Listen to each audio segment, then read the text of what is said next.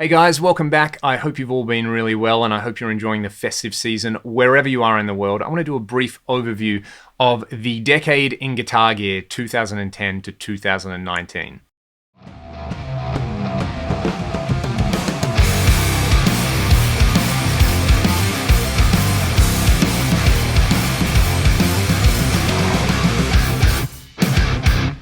There's a nice overlap here because I started gigging regularly at the start of 2010. I've been through just about every type of rig you can imagine. I've done a lot of gigs. I've been lucky enough to do some touring and some recording over the last decade, and I've bought and sold a lot of gear. And it's been maybe the last 3 or 4 years where I've actually had a consistent rig. And up to that point, I was just like so many of us, afflicted with gear acquisition syndrome. And, even that term in the last decade has kind of taken on new meaning. So what I figured I would do in this video, at the end, I'm going to talk about my personal favorite pieces of gear.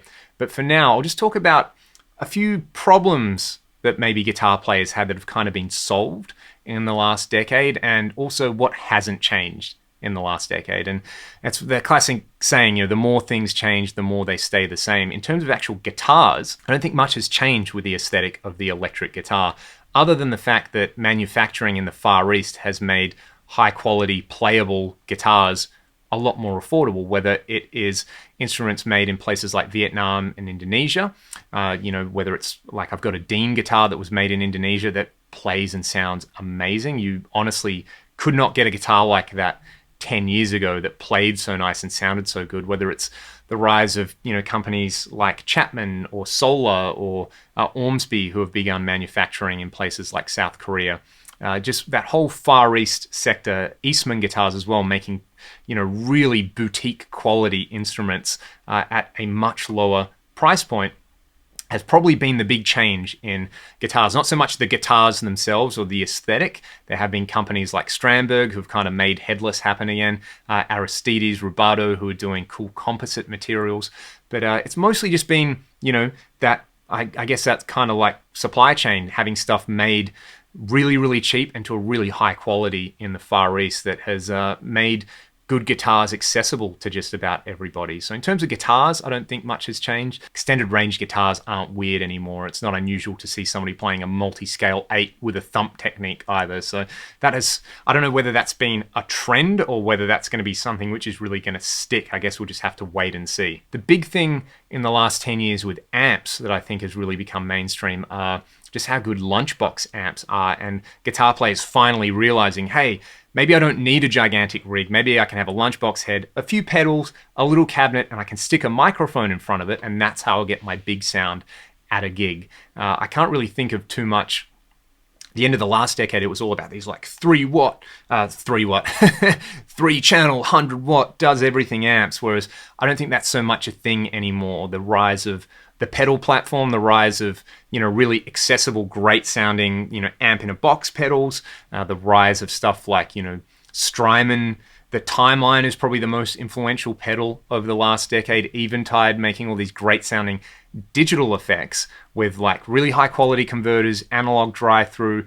It's so easy to integrate stuff into your rig without having to have like, a $20,000 Bradshaw system or something like that.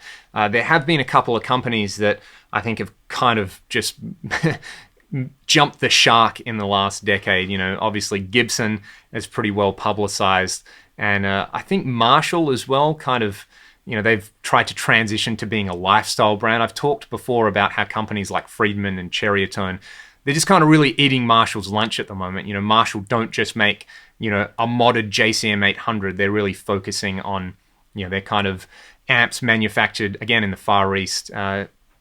The Origin series were kind of cool. The, what was it, like the Class 5? It's really hard to think of like a great Marshall that came out in the last decade. The decade before that, you had like, the DSLs and the vintage moderns. I think they were cool. But yeah, Marshall kind of transitioned into a lifestyle brand, which, they still make pretty solid stuff. The studio vintage stuff is pretty cool. But they didn't kind of miss it all as bad as a company like Gibson, who I think afflicted by stuff like bad PR and, the whole them hoarding rosewood and stuff like that, the Sides stuff. Yeah, a lot of drama over there. I've talked about that before, and I don't really want to talk about it too much more. Contrast that with a company like Fender, who have been super duper consistent with their guitars over the last decade. And if you look at like what PRS guitars have done over the last decade, they've kind of started to fill in that gap that Gibson have left for like American-made high-quality guitars. But I think the big change that has come over the last decade has come in the form of music technology, like not necessarily for guitar players, just general music technology. I'm talking about like high-quality interfaces. Nearly every company now makes a really accessible, affordable interface that just about anybody can grab, whether it's like Focusrite, Universal Audio. All these companies who make great interfaces also make budget-friendly interfaces as well. And it's just about everybody has a home recording setup now. And digital modeling has become super legit. I would say the two companies that really pioneered that are Fractal Audio, the Axe FX2, that came out in 2011. And that was like the moment the threshold was crossed and people were like, okay, this stuff isn't a toy. It can replace my entire rig. And the Kemper profiling amplifier, which, you know, is a pretty awesome concept. You have this thing that kind of looks like a guitar amp. It can clone any amp. You can just grab it and go, especially the powered version. It's been really, really popular for a reason. And now there is just about every major effects manufacturer makes some kind of modeler, and they all sound really, really good. So yeah, the interfaces, the digital modelers, and then of course software plugins that sound really, really good, like Reaxis and Spark by Mercurial Audio, the Neural DSP stuff, THU, Overloud. There's just so many great things. Companies like Slate and Sound Toys who make incredible sounding plugins, Universal Audio as well. All this stuff that's affordable. You can use it at home and you can make stuff that sounds world-class from your bedroom. I think that has been one of the most amazing things that has happened for us as musicians and guitar players over the last decade, and that's been the real positive. Of course, with all this digital disruption, actually making any money from music has been totally thrown out the window with the rise of Spotify and YouTube, but it just changes the game a little bit because 10 years ago, I certainly wouldn't have a YouTube channel with people listening to my opinion about guitar gear. It's kind of weird in that respect. And yeah, there's been a lot of disruption in that kind of case, and it's going to be interesting to see where all of that goes over the next 10 years. But for me, that is a really quick overview of the last decade in guitar gear.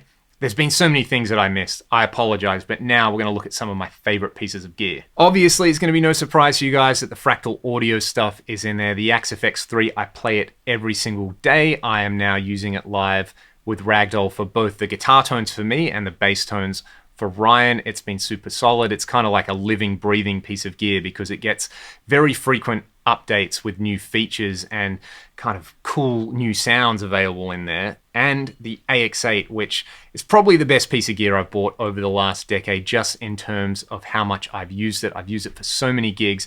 It has saved me so much money in transport costs, saved me so much money in backline hire. It's been rock solid. It sounds amazing. You know, I'm preaching to the choir here, no doubt, but the AX8, when I bought that and started gigging it, it really was a game changer for me. Another game changer, this isn't so much in the live arena, it's in the recording arena. I'm using it right now, is the Universal Audio Apollo Twin.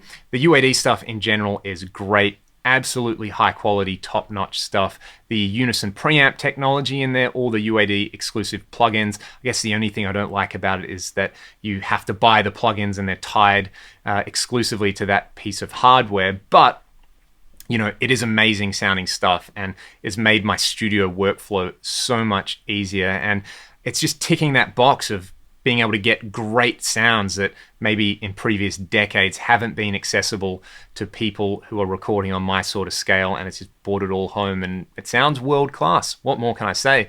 Another piece of gear is this guy, my PRS SC245. It's actually made in 2008, so maybe that disqualifies it, but I bought it new in 2014. It's my favorite guitar. I feel like I kind of developed my signature sound on this guitar and it definitely deserves to be mentioned in this video. It's got the stock SC245 pickups in it, the stock bridge. I did change the machine heads to some locking Godot machine heads and that's it. And it's just a monster and it's kind of synonymous with the way I play and the way I sound now. So I love this guitar. Another piece of gear that I use live a lot that I haven't really featured on the channel is the Behringer X Series mixer. I think I've got the X18R. We use it to mix in-ears and front of house for all the ragdoll gigs that we do. Just that economy of scale that Behringer has, being able to pack all of those features with the Midas preamps, with, you know, Wi-Fi, so you can each do your own in-ears mix from your phone or your tablet. It's a pretty mind-boggling stuff, and it's affordable. So the X series mixers definitely belong in there, and so many venues that I play at have these. They often have the X32 as just their in-house system, and it sounds amazing and is really, really easy to use. So yeah, well done, Behringer. In terms of like really specific pedals, I guess, I would say the Eventide H9. Mine's living in the rack right there. I sold a lot of my pedals when I got an Axe FX, but I didn't sell the H9 just because it's inspiring. Some of the algorithms in there, like the undulator and the black hole reverb, are just, you know, plug in, get this incredible sound and make music with them. And I use the H9 a lot on Ragdoll's last album, Back to Zero. And the fact that it's just this kind of Swiss Army knife guitar pedal that you can use on guitar, bass, synth, in kind of any setup is a testament to how well thought out it is. And you've got all those Eventide sounds in a pedal, which I think is pretty amazing. The things on here, these Elixir strings I have to mention as well, because while I think the NanoWebs came out in like 2008 or something like that, I only started using them around 2012, and yeah, they saved me a lot of money in strings, especially for acoustic gigs. I just find that strings die so quickly, whereas I can put a set of Elixirs on and get like 3 or 4 gigs out of them and they still sound great. So Elixirs, I think they've got the OptiWebs out now, and I actually haven't tried them, so I've got to make that one of my New Year's goals to try a set of OptiWebs. But yeah, the Elixir strings I absolutely love. And on the note of acoustics, I don't have it here, but I'm going to do a gig with it tonight, is my Cole Clark Fat Lady 2 acoustic. I got that guitar in 2012, I want to say, and it's kind of weird saying that, you know, an acoustic guitar should be judged by how good the pickup in it sounds, but it sounds great as an acoustic guitar, but the pickup in it just sounds amazing. It's literally, there's been so many situations where I've done gigs with that guitar, plugged it into a mixer, turned the level up, done nothing on the guitar, set it flat, and it's been a great plug-in acoustic sound. And that guitar has probably paid for itself like 20, 30 times over the number of gigs that I've done with it. So for me, they are the pieces of gear and the pieces of equipment which have been the real standouts over the last decade. I would love to hear from you guys what your personal favorites have been over the last decade and what you think about the big kind of trends and moves in guitar gear for the last decade, and I guess for the decade coming up. Thank you so much for watching the video. Have a great new year. I'll see you guys very soon.